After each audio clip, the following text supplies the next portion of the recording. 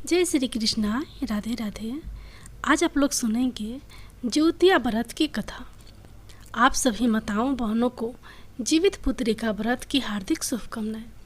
आज के वीडियो में हम जीवित पुत्रिका व्रत की कथा की शुरुआत करने जा रहे हैं, जो माताओं के लिए अपने बच्चों की सेहत और सुख समृद्धि के लिए बहुत ही महत्वपूर्ण व्रत माना जाता है।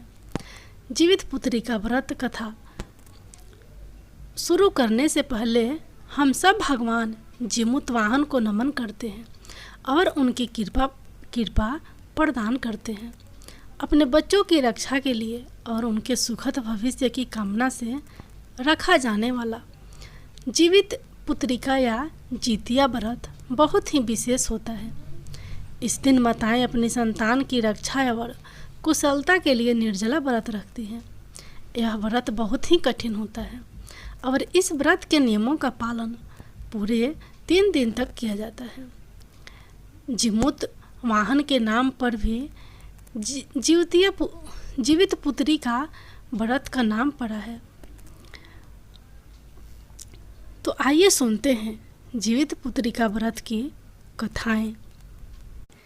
एक बार नैमिषारण्य के निवासी ऋषियों ने संसार के कल्याणार्थ सूत जी से पूछा, हे सूत, कलिकाल में लोगों के बालक किस तरह दीर्घायु होंगे, सो कहिए। सूत जी बोले, जब द्वापर का अंत और कलयुग का आरंभ था, उसी समय बहुत सी शोकाकुल स्त्रियों ने आपस में सलाह की थी कि क्या इस कलयुग में माता के जीवित रहते पुत्र मर जाएंगे। जब वे आपस में कुछ निर्णय नहीं कर सकी, तब गौतम जी के पास पूछने के लिए गई। जब उनके पास पहुंची तो उस समय गौतम जी आनंद के साथ बैठे थे। उनके सामने जाकर उन्होंने मस्तक झुकाकर प्रणाम किया। तदंतर स्त्रियों ने पूछा, हे प्रभु, इस कलयुग में लोगों के पुत्र किस तरह जीवित रहेंगे? इसके लिए कोई व्रत या तप हो तो कृपया करके बताइए। इस तरह उनकी बात सुनकर गौतम जी बोले, आपस में वही बात कहूँगा जो मैंने पहले से सुन रखा है। गौतम जी ने कहा, जब महाभारत युद्ध का अंत हो गया और द्रोण पुत्र अश्वत्थामा के द्वारा अपने बेटों को मारा देखकर सह पांडव बड़े दुखी हुए, तो पुत्र के शोक से व्याकुल होकर द्रौपदी अपनी सखियों के साथ ब्राह्मण श्रेष्ठ धौम्य के पास गई और उसने धौम्य से कहा, हे विपेंद्र, कौन सा उपाय करने से बच्चे दीर्घ आयु हो सकते हैं? कृपया करके ठीक ठीक कहिए। धौम्य बोले, सतयुग में सत्य वचन बोलने वाला, सत्याचरण करने वाला समदर्शी जीमूतवाहन नामक एक राजा था। एक बार वह अपनी स्त्री के साथ अपने ससुराल गया और वहीं रहने लगा। एक दिन आधी रात के समय पुत्र के शोक से व्याकुल कोई स्त्री रोने लगी, क्योंकि वह अपने बेटे के दर्शन से निराश हो चुकी थी। उसका पुत्र मर चुका था। वह रोती हुई कहती थी, हाय, मुझ बूढ़ी माता के सामने मेरा बेटा मारा जा रहा है। उसका रुदन सुनकर राजा जीमूतवाहन का तो मानो हृदय विदीर्ण हो गया। वह तत्काल उस स्त्री के पास गया और उससे पूछा, तुम्हारा बेटा कैसे मरा है? बूढ़ी माता ने कहा, गरुड़ प्रतिदिन आकर गांव के लड़कों को खा जाता है। इस पर दयालु राजा ने कहा, माता, अब तुम रो मत, आनंद से बैठो, मैं तुम्हारे बच्चे को बचाने का यत्न करता हूँ। ऐसा कहकर राजा उस स्थान पर गया जहाँ गरुड़ आकर प्रतिदिन मांस खाया करता था। उसी समय गरुड़ भी उस पर टूट पड़ा और मांस खाने लगा। जब अतिशय तेजस्वी गरुड़ ने राजा का बायां अंग खा लिया, तो झटपट राजा ने अपना दाहिना अंग फेर कर गरुड़ के सामने रख कर दिया। यह देखकर गरुड़ जी ने कहा, तुम कोई देवता हो? कौन हो तुम? मनुष्य तो नहीं जान पड़ते। अच्छा, अपना जन्म और कुल बताओ। पीड़ा से व्याकुल मरने वाला राजा ने कहा, हे पंछी राज, इस तरह के प्रश्न करना व्यर्थ है। तुम अपनी इच्छा भर मेरा मांस खाओ। यह सुनकर गुरूर रुक गए और बड़े आदर से राजा के जन्म और कुल की बात पूछने लगे। राजा ने कहा, मेरी माता का नाम है सभ्या और मेरे पिता का नाम सलीवाहन है। सूर्यवंश में मेरा जन्म हुआ है और जिमुतवाहन मेरा नाम है। राजा की दयालुता देखकर गुरूर ने कहा, हे महाभाग, तुम्हारे मन में जो भी अभिलाषा हो वह वर मांगो। राजा ने कहा, हे पंछी राज, यदि आप मुझे वर दे रहे हैं तो वर दीजिए कि आपने अब तक जिन प्राणियों को खाया है वे सब जीवित हो जाए। हे स्वामीन, अब से आप यहाँ बालकों को ना खाए और कोई ऐसा उपाय करे कि जहाँ जो उत्पन्न हो वे लोग बहुत दिनों तक जीवित रहे। धौम्य ने कहा कि पंछी राज गुरूर राजा को वरदान देकर स्वयं अमृत के लिए नागलोक चले। वहाँ से अमृत लाकर उन्होंने उन मरे मनुष्यों की हड्डियों पर बरसाया।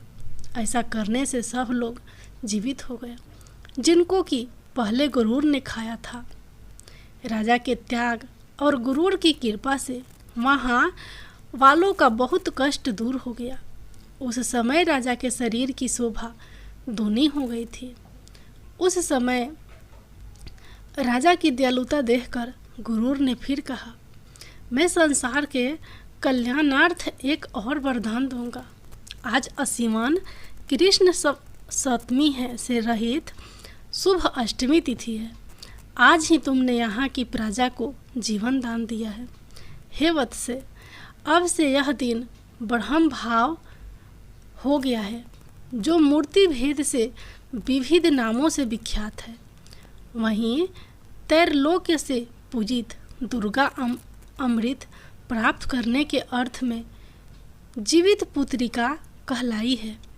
सो इस तिथि को जो स्त्रियां उस जीवित पुत्रिका की और कुश की आकृति बनाकर तुम्हारी पूजा करेगी तो दिनों दिन उनका सौभाग्य बढ़ेगा और वंश की भी बढ़ती होती रहेगी। हे महाभाग, इस विषय में विचार करने की भी आवश्यकता नहीं है। हे राजन, सप्तमी से रहित और उदया तिथि की अष्टमी को व्रत करे, यानी सप्तमी विद्या अष्टमी जिस दिन हो उस दिन व्रत ना कर शुद्ध अष्टमी को व्रत करे और नवमी में पारण करे। यदि इस पर ध्यान न दिया गया तो फल नष्ट हो ही जाएगा और सौभाग्य तो अवश्य नष्ट हो जाएगा। जिमुतवाहन को इस तरह का वरदान देकर गुरूर वैकुंठ धाम को चले गए और राजा भी अपनी पत्नी के साथ अपने नगर को वापस चले आए। धौम्य द्रौपदी से कहते हैं, हे देवी, मैंने यह अतिशय दुर्लभ व्रत तुमको बताया है। इस व्रत को करने से बच्चे दीर्घायु होते हैं। हे देवी, तुम भी पूर्वोक्त विधि से यह व्रत और दुर्गा जी का पूजन करो तो तुम्हें अभिलषित फल प्राप्त होगा। मुनिराज, धौम्य की बात सुनकर द्रौपदी के हृदय में एक प्रकार का कौतूहल उत्पन्न हुआ और पूर्वासिनी स्त्रियों को बुलाकर उनके साथ यह उत्तम व्रत किया। गौतम ने कहा, यह व्रत और इसके प्रभाव को किसी एक चिन्ह ने सुन लिया और अपनी सखी सियारिन को बतलाया। इसके बाद पीपल वृक्ष की शाखा पर बैठकर उस चिल ने और उस वृक्ष के खेतों में बैठकर सियारिन ने भी व्रत किया। फिर वहीं चिल किसी उत्तम ब्राह्मण के मुख से यह कथा सुन आई और पीपल के खाते में बैठी हुई अपनी सखी को सुनाया।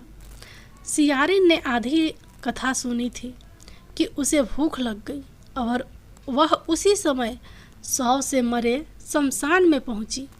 वहां उसने इच्छा भर मांस का भोजन किया और चिल बिना कुछ खाए पिए रह गई और सवेरा हो गया। सवेरे वह गौशाले में गई और वहाँ गौ का दूध पिया। इस तरह नवमी को उसने पारण किया। कुछ दिनों बाद वे दोनों मर गई और अयोध्या में किसी धनी व्यापारी के घर में जन्मी। संयोग से उन दोनों का जन्म एक ही घर में हुआ, जिसमें सियारेन ज्येष्ठ हुई और चील छोटी। वे दोनों सभी शुभ लक्षणों से युक्त थी, इसलिए बड़ी लड़की काशी राज के और छोटी उसके मंत्री के साथ गहपत्य अग्नि के सामने विधि पूर्वक ब्याही गई। पूर्व जन्म के कर्म फल से वह मृग नैनी रानी हुई। जिस किसी भी संतान को उत्पन्न करती वह मर जाती थी, और पूर्व जन्म की बातों को स्मरण करने वाली मंत्री की पत्नी ने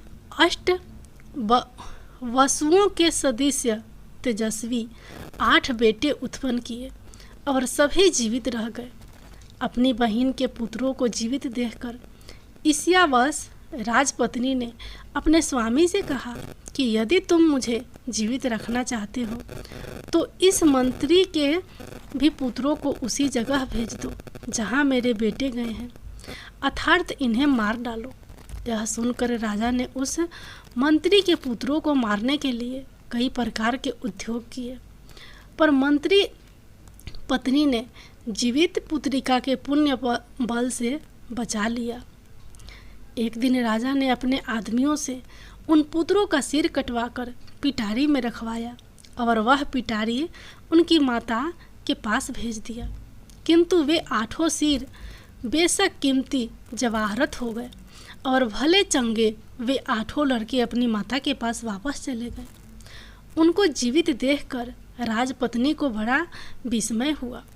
अंत में वह मंत्री के पत्नी के पास आई और उनसे पूछा, बहन, तुमने कौन सा ऐसा पुण्य किया है जिससे बार बार मारे जाने पर भी तुम्हारे बेटे नहीं मरते? इस पर मंत्री की पत्नी ने कहा, पूर्व जन्म में मैं चील थी और तुम सियारिन। हमने और तुमने साथ साथ जीवित पुत्रिका का व्रत किया था। तुमने व्रत के नियमों का भली भांति पालन नहीं किया था और मैंने किया था। इसी दोष से हे बहन, तुम्हारे बेटे नहीं जीते हो। राजरानी, अब भी तुम उस जीवित पुत्रिका व्रत को करो तो तुम्हारे बेटे दीर्घ आयु होंगे। मैं तुमसे सच सच कह रही हूँ। उसके कथा अनुसार रानी ने व्रत किया, तभी से उसके कई बेटे सुंदर और दीर्घ आयु होकर बड़े बड़े राजा हुए। सुत जी कहते हैं कि सब प्रकार का आनंद देने वाला मैंने यह दिव्य व्रत बतलाया। स्त्रियाँ चिरंजीवी संतान चाहती हो तो विधि पूर्वक यह व्रत करे। जीमूत वाहन भगवान की जय हो।